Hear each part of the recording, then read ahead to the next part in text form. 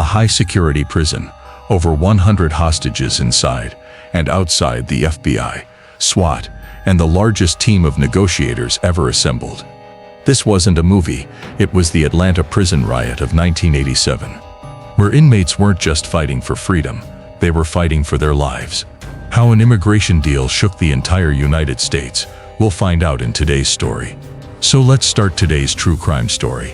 But before we begin, if you like our true crime series, make sure to like the video, share your feedback in the comments, and don't forget to subscribe to the channel. Your support helps us bring even better cases to you. In the early months of 1980, the situation in Cuba had completely spiraled out of control.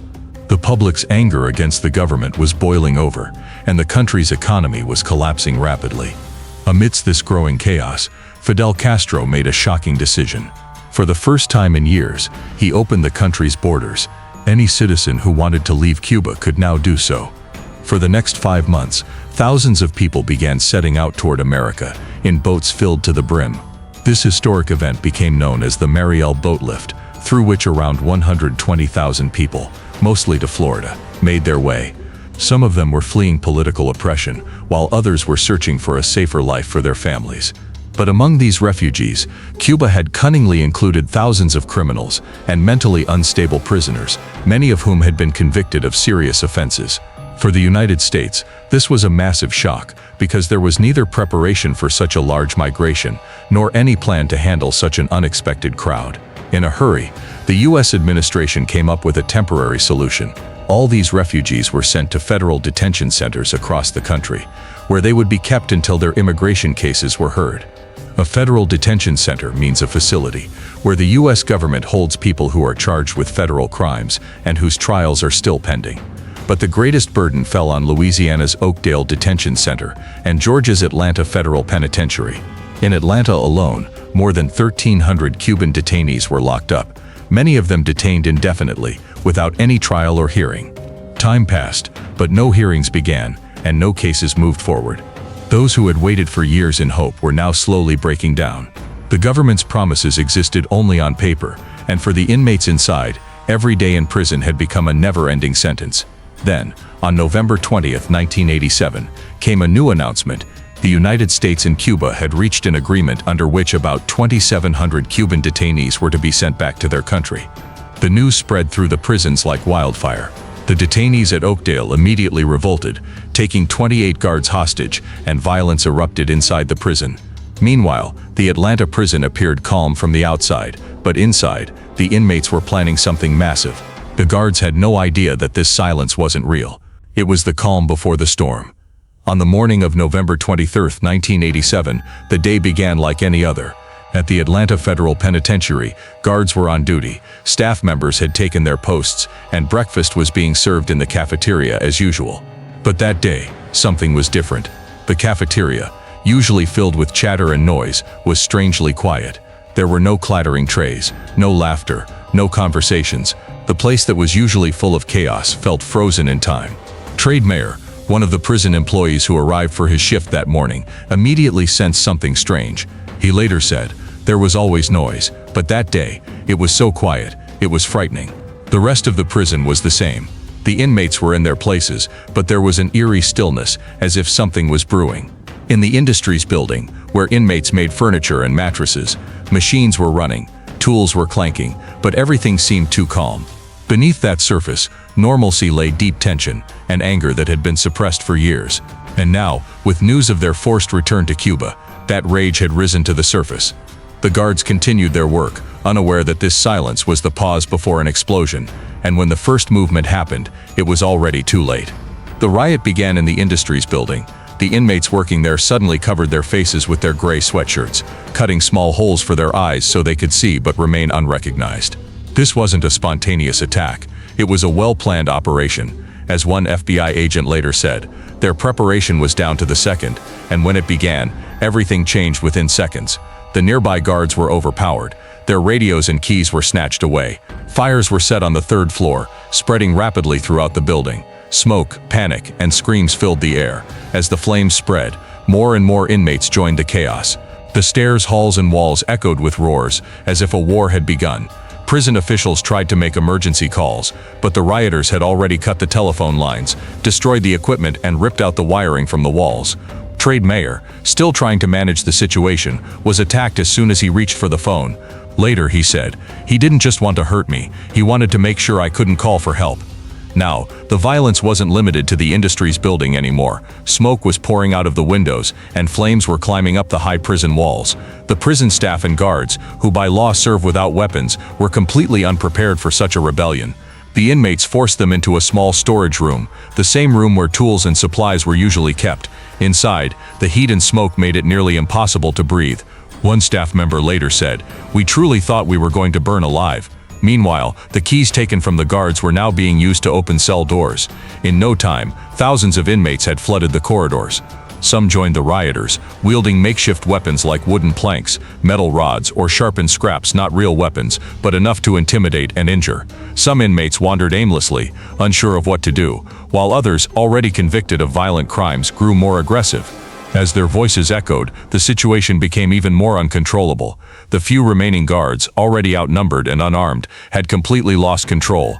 Some locked themselves inside rooms to survive, others hid in storage areas or offices, and many ran toward the prison hospital or cell block E, because the prison now looked like a battlefield. A small spark, ignited with a plan, had turned into an uncontrollable inferno. Outside, guards stationed in the towers began watching the chaos through binoculars and radios, reporting where the fires were spreading and where staff were being held hostage.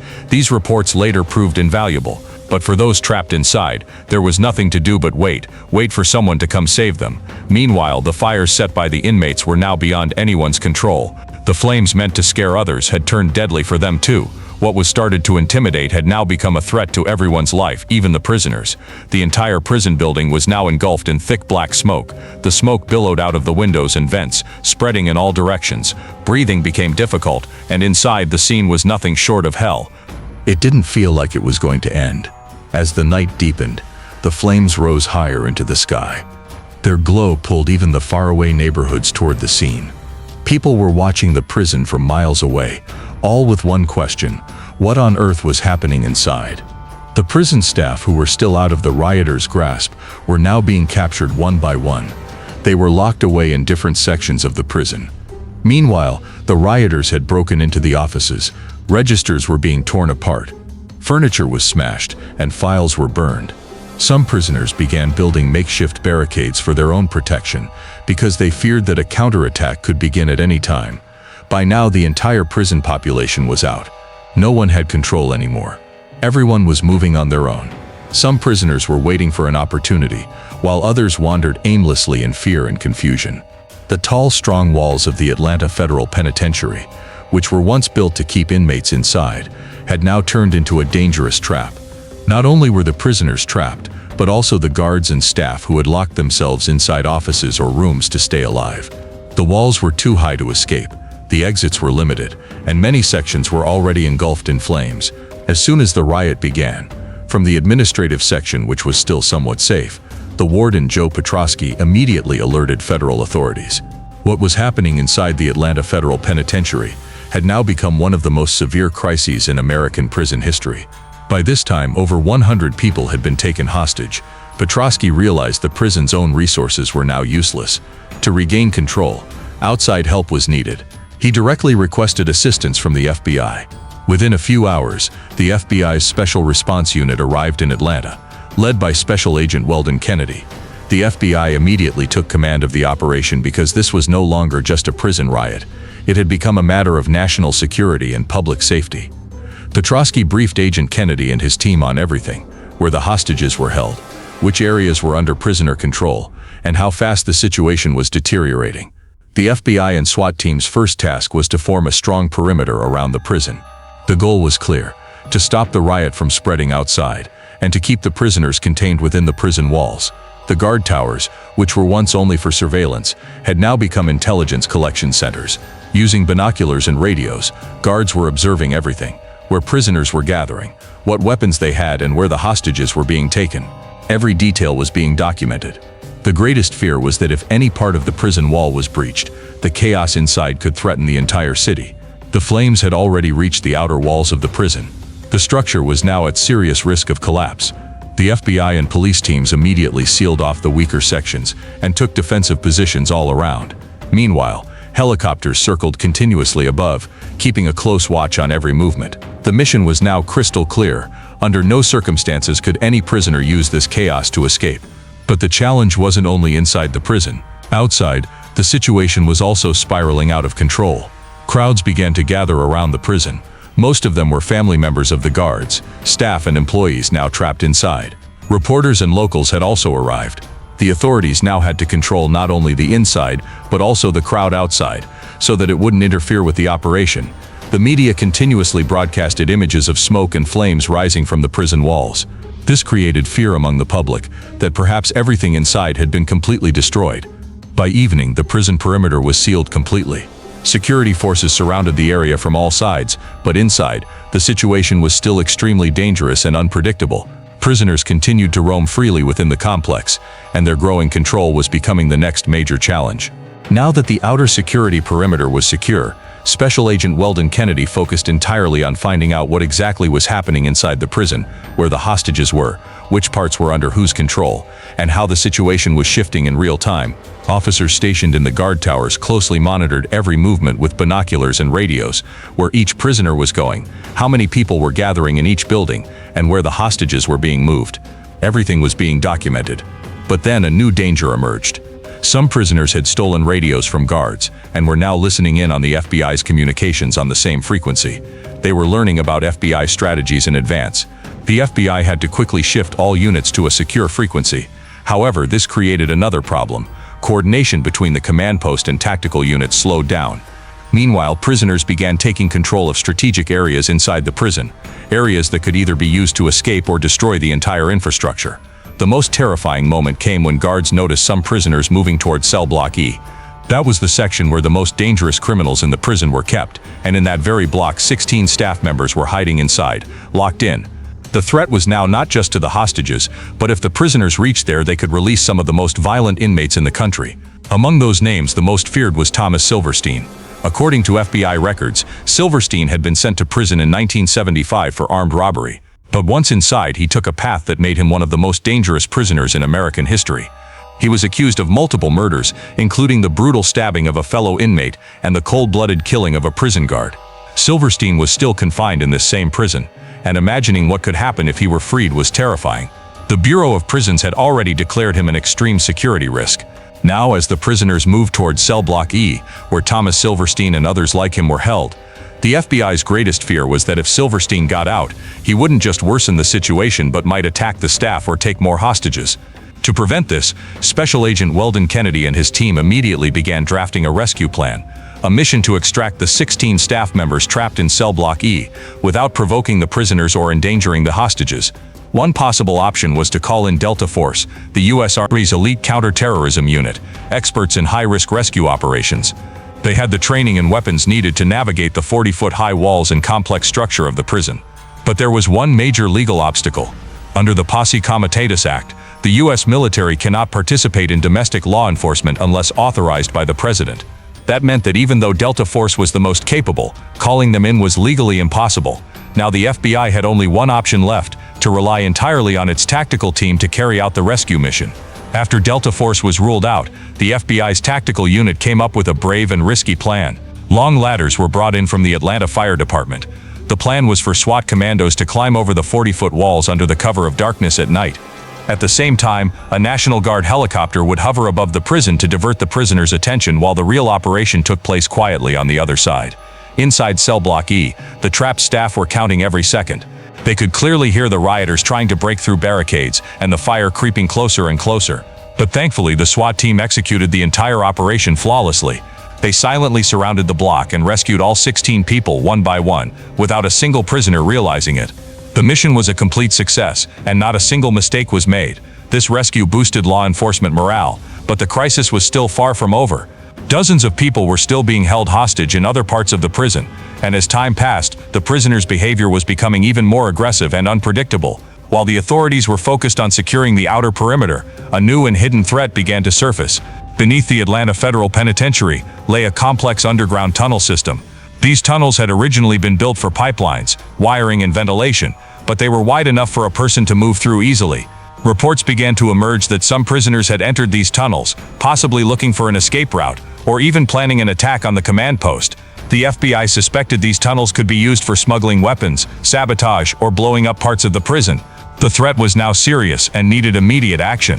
The FBI's SWAT teams were ordered to clear and secure the tunnels. Armed with torches, weapons, and tactical gear, they entered the dark, narrow, twisting passageways of the prison. There was no radio signal down there, no communication with the surface. The old prison maps were useless. All they had was their training instincts and courage. As feared, the SWAT units often came dangerously close to the prisoners. One wrong move could have been fatal, but each time the prisoners fled before confrontation. Instead of backing off, the SWAT teams pushed deeper into the tunnels to stop any escape or sabotage before it could happen. Then came a shocking discovery. Prisoners were seen dragging acetylene tanks, used in welding, into the tunnels. These tanks were highly flammable and explosive. If detonated, they could destroy an entire section of the prison, even the command post. Stopping these tanks became the top priority. The SWAT units quickly secured key points across the tunnels. Special units from Chicago and Washington, D.C. were also called in to monitor different sections. Security forces were now stationed at every tunnel's entry and exit point. Any plan or attempt to escape or cause destruction was stopped in time. This decisive action gave the FBI another small but crucial victory. But the real battle was still ahead. All previous actions had only stabilized the situation. If this standoff was to end, direct communication was the only way forward. From the FBI's side, that responsibility fell to Special Agent De Rosario, a calm, experienced negotiator. His mission was to open a line of communication with the inmates and lead them away from violence toward dialogue. But the first and biggest question was, would any prisoner even agree to talk? In the early attempts, the FBI only got responses filled with rage and hatred. The prisoners were so furious that no one wanted to speak peacefully. A major reason was that during the initial outbreak of the riot, a prisoner had been shot dead, an event that fueled even deeper hatred toward the police and the administration. To them, the FBI was now just another enemy, and breaking that wall of anger wouldn't be easy. Special Agent Rosario later said, "When someone has that much rage, you can't reason with them. You first have to calm that anger." The FBI's negotiation team took a slow, patient, and empathetic approach. They didn't give orders, they listened. They showed the prisoners that they were willing to understand their pain and fear. Slowly, that strategy began to work. Eventually, direct communication with the prisoners began, and for the first time there was hope that this standoff might finally turn toward resolution. As soon as the talks began, the prisoners wasted no time in stating their demands. At the top of the list was opposition to the U.S.-Cuba Treaty. Under this treaty, around 2,700 Cuban detainees were to be sent back to Cuba, and that was the real spark that had ignited the entire riot. Many prisoners feared that if they were sent back to Cuba, they would face imprisonment, torture, or even death. So when the U.S.-Cuba Treaty was announced, they saw it as a betrayal, proof that the American government no longer cared about their lives. This single decision had set fire to the anger that had been simmering for years. Their intentions were now clear. They would never accept this treaty at any cost. But their rage wasn't just because of the treaty. It was anger that had been building up for years, because no one had ever given them answers. Many of them had been locked up for 10 years or more, with no trial, no hearing, and no clarity about their future. Every time they were told, "Your case will be reviewed again, you'll get justice." But every time those promises were left unfulfilled. Now that the conversation had finally started, their first demand was simple. Every single prisoner should be heard, and every case should be given a clear decision. But this negotiation, though essential, it was proving to be difficult. Many of the prisoners inside still couldn't trust anyone. They felt that this too was just another trick. In different parts of the prison, some men were trying to become leaders. Everyone wanted to be the one who spoke and made decisions on behalf of the rest. Now the FBI was faced with a serious question. Whom should they talk to? Who was the one that could truly represent everyone's voice? This internal struggle had now become a new obstacle, and along with that, the prisoner's mood was becoming more unstable with every passing hour. Sometimes anger, sometimes fear, sometimes threats involving the hostages. Now this had become a part of every conversation. Many times they said, "Answer now, or the result will be bad." Special Agent De Rosario and his team handled every moment with extreme patience. Sometimes by staying silent, sometimes by trying to understand their point of view, they somehow managed to keep the door of communication open. For Rosario, this was not just about listening to demands, it was an opportunity to win their trust. Every word was heard carefully.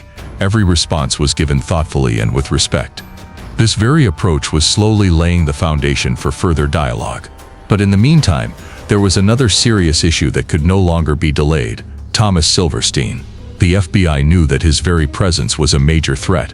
Just hearing his name made the entire prison atmosphere even more tense, and if anything went wrong concerning him, the entire negotiation could fall apart again. The FBI clearly told the prisoners, "Silverstein is not your strength. He is a burden. If you truly want to end this matter peacefully, hand him over to us." For the FBI, this would be a big achievement. If the prisoners agreed to hand over Thomas Silverstein, it would mean that they were now thinking seriously and cooperatively. It could turn the negotiation in a new direction. However, among the prisoners, there was a lot of debate over this.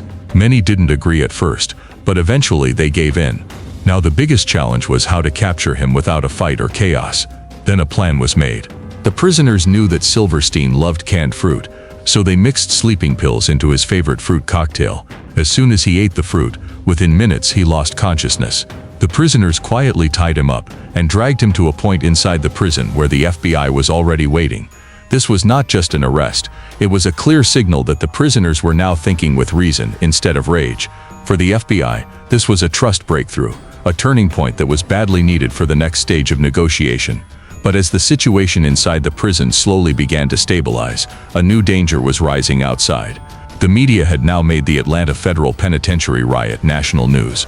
Reporters from every major channel had reached outside the prison. Live updates were running every second. On one hand, this coverage was showing the truth to the country, but on the other, the prisoners inside the prison were also watching and listening to everything on TV. Many inmates had access to televisions and were tracking every move in real time. When the FBI was moving from where additional forces were arriving, which section's tower was active, they were learning everything from TV. Then came a very dangerous twist. A local reporter misunderstood a routine SWAT team shift change and announced live on television that the FBI could attack the prison at any moment. This single line spread across the entire country within seconds, but the most dangerous impact of it was inside the prison. The already tense prisoners became completely paranoid. They began to believe that the FBI negotiation team was just wasting time, that the real plan was to attack from outside.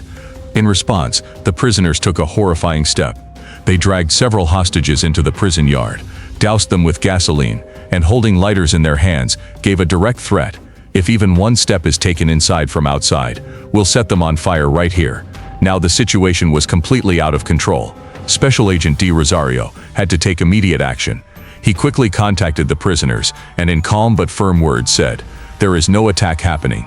Whatever is going on is only the negotiation, and it's moving in the right direction." His voice was calm, but it carried honesty and confidence. By continuing to talk and explaining each word clearly and sincerely, Rosario slowly began to calm the situation down. Eventually, the prisoners agreed to take the hostages back to their cells. It was a very delicate moment, but Rosario handled it without any confrontation. A few more days passed, and then came another turning point. The FBI now focused on those prisoners who were gradually emerging as leaders during the riot. At first they were all scattered, but now some of them were ready to take responsibility on behalf of the rest. Rosario and his team began talking to these men one by one. No pressure was applied, and the FBI didn't try to appear superior. Every word was listened to carefully, and every anger-filled statement was understood with empathy. Slowly, this approach began to work. The leaders now started to take the talks more seriously and responsibly, with some rules and mutual trust. Then the FBI took a step that had the deepest emotional impact. They searched for the old letters of the prisoners and returned them, letters that had either come from home or were written by the prisoners themselves but were never sent. It was a small step, but its effect was huge and deeply emotional. This human gesture made the prisoners feel for the first time that their voices were truly being heard. The FBI was no longer just giving orders, they were trying to understand them as human beings. This attitude achieved what all the force and control could not. The prisoners' anger now began to slowly fade away. The real effect of this appeared when the prisoner leaders agreed on two very important decisions. The first, no violence against the hostages. The second, some dangerous inmates would be handed over to the FBI voluntarily. This change wasn't just in words, it was a turning point that shifted the entire negotiation toward a peaceful resolution. The first time they handed over Thomas Silverstein to the FBI, it had been a signal. And now for the second time, they had made it clear, they truly wanted peace. The FBI negotiation team, in response, began preparing a well-planned surrender strategy to ensure the safe release of hostages and the peaceful end of the entire standoff. The prisoners' biggest and longest-standing demand was clarity about their immigration status. Many of them had been in prison for years, no trial, no hearing, and no clear decision. They feared that without any proper review, they might be deported directly to Cuba, where prison, torture, or even death could await them. The negotiators took this fear seriously and assured them that every case would be reviewed again and properly. Although this wasn't a legally binding promise, for the prisoners, it was enough. It meant there was still a ray of hope left. After that, a step-by-step plan for the release of hostages began. The prisoners first released the sick or injured hostages. It was a clear signal that they were now moving toward resolution, not confrontation. At every stage, the FBI and SWAT teams proceeded carefully and slowly, because the trust that had now been built on both sides was very fragile. A single mistake could destroy everything. And finally, on that last day, when this standoff had lasted for more than a week, around 100 prison staff who had been held hostage came out safe. They were exhausted, broken, but alive. As the hostages walked out of the prison, their families and colleagues waiting outside ran to them, crying and embracing them. That moment was not just about release, it was the return of life itself. Meanwhile, the prisoners also began surrendering one by one. Walking slowly with their heads down, they stepped out while surrounded closely by SWAT and federal agents. The long, exhausting and tension-filled 12-day standoff had finally ended. Every hostage was alive and safe, and the prisoners had surrendered without any further conflict. But the story did not end there. The real test was only beginning. According to the agreement made during the standoff, every Cuban detainee would now have the right to an individual hearing. They would finally have a chance to tell their story, to explain why they should be allowed to stay in America. This was their biggest victory because it was exactly what they had been demanding from the start. However, not every case ended the same way. Those prisoners who had not committed any crimes or were considered less dangerous were granted permission to stay in the United States, but those with criminal records or who were considered mentally unstable were sent back to Cuba under the U.S.-Cuba Treaty. The remaining detainees continued to wait in detention centers, hoping that someday, their decision too would come. The story had ended, but the scars left behind by this standoff continued to be felt for a long time. If this case shocked you, don't forget to give it a like.